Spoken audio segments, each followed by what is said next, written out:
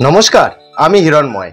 আজকের আলোচনায় আমরা উত্তরবঙ্গের সামগ্রিক পরিস্থিতি দেখব, তবে বিশেষ করে রাজনৈতিক প্রেক্ষাপটকে গভীরভাবে বিশ্লেষণ করব।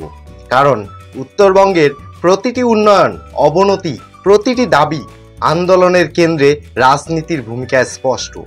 প্রশ্ন হলো, উত্তরবঙ্গের মানুষ বারবার কেন বঞ্চনার কথা বলে, আর রাজনীতির হিসেব নিকেশের কারণে এখানে উন্নয়ন কেন আটকে যায়?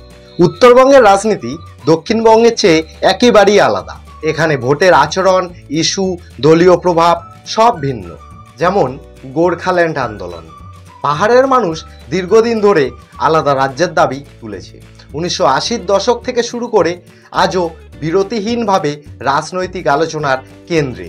কখনো শান্তিপূর্ণ, কখনো সহিংস, এই আন্দোলন পাহাড়ের প্রতিটি ভোটকে প্রভাবিত করেছে। কামতাপুর দাবি।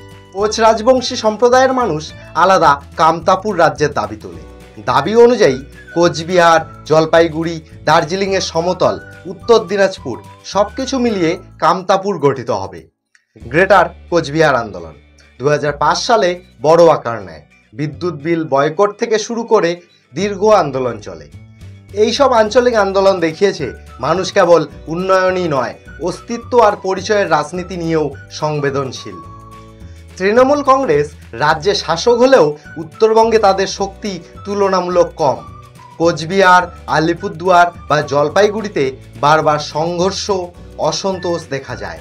পাহাড়ে তৃণমূলকে কার্যত বাইরেই রাখা হয়, কারণ স্থানীয় গোর্খা দলগুলি প্রভাবশালী।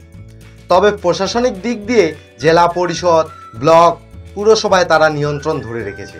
উত্তরবঙ্গকে বিজেপি তাদের দুর্গ বানাতে সক্ষম হয়েছে। 2019 লোকসভা নির্বাচনে উত্তরবঙ্গের বেশিরভাগ আসন তারা জেতে। প্রধানত চা শ্রমিক, রাজবংশী সম্প্রদায় আর পাহাড়ি ভোটারদের সমর্থন তারা পায়।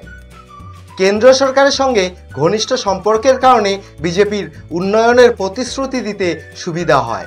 তবে প্রশ্ন রয়ে যায়, বাস্তব উন্নয়ন কতটা হয়েছে? কংগ্রেস ও বামফ্রন্টের একসময় উত্তরবঙ্গ শক্ত ঘাঁটি ছিল। মালদহে এখনও কংগ্রেসের প্রভাব বজায় আছে, কিন্তু অন্য জেলাগুলোয় তাদের প্রভাব কমছে। বামফ্রন্ট সংগঠন ধরে রাখলেও ভোট বাক্সে শক্তি হারিয়েছে। পাহাড়ে গোর্খাল্যান্ড ইস্যুই মূল, সমতলে কামতাপুর বা গ্রেটার কোচবিহার আন্দোলন আলোচনার কেন্দ্রে আসে। বিজেপি পাহাড়ে গোর্খা দলগুলোর সঙ্গে জোট করে শক্তি বাড়িয়েছে। সমতলে রাজবংশী আর চা শ্রমিক সম্প্রদায়কে পাশে পাওয়ার চেষ্টা করছে। তৃণমূল এখানে উন্নয়ন প্রকল্প ও সরকারি সুবিধা দিয়ে সমর্থন টানার চেষ্টা করছে। ফলে উত্তরবঙ্গের প্রতিটি ভোটই আলাদা সমীকরণে বাঁধা। পাহাড়, সমতল, চা শ্রমিক, রাজবংশী প্রত্যেকের ভোট আলাদা ক্যালকুলেশনে ধরা হয়। কোচবিহার বিমানবন্দর, রাজ্যভাগের দাবি এগুলো উন্নয়নমূলক প্রশ্নের থেকেও বেশি রাজনৈতিক ইস্যুতে পরিণত হয়েছে। প্রতিটি দলই নির্বাচনের আগে এগুলো ব্যবহার করে প্রতিশ্রুতি দেয়, কিন্তু বাস্তবে কাজ এগোয় খুব ধীরে ধীরে, কারণ রাজনৈতিক সুবিধা হারানোর ভয় থাকে। আমরা আগেই কোচবিহার বিমানবন্দর ও রাজ্যভাগের বিষয়ে আলাদা আলাদা প্রতিবেদন করেছি, তাই এখানে শুধু বলবো, উন্নয়ন অনেক সময় রাজনৈতিক দাবির জালে আটকে যায়। বন্যা, স্বাস্থ্য, কর্মসংস্থান এগুলো জনজীবনের মূল সমস্যা, কিন্তু রাজনৈতিক দলগুলো প্রায়শই এগুলো সমাধান না করে নিজেদের ক্ষমতার সমীকরণকে প্রাধান্য দেয়। চা শ্রমিকদের মজুরি নিয়ে প্রতিবার আন্দোলন হয়, প্রতিবার রাজনৈতিক প্রতিশ্রুতি দেওয়া হয়, কিন্তু বাস্তব সমাধান হয়নি।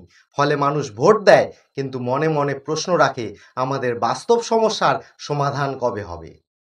উত্তরবঙ্গের মানুষ রাজনীতিতে খুব সচেতন।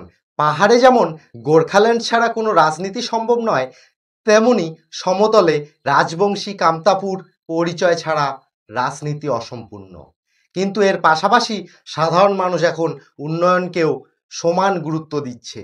প্রশ্ন করছে, কবে ভালো হাসপাতাল হবে, কবে রাস্তাঘাট ঠিক হবে, কবে চাকরির সুযোগ আসবে।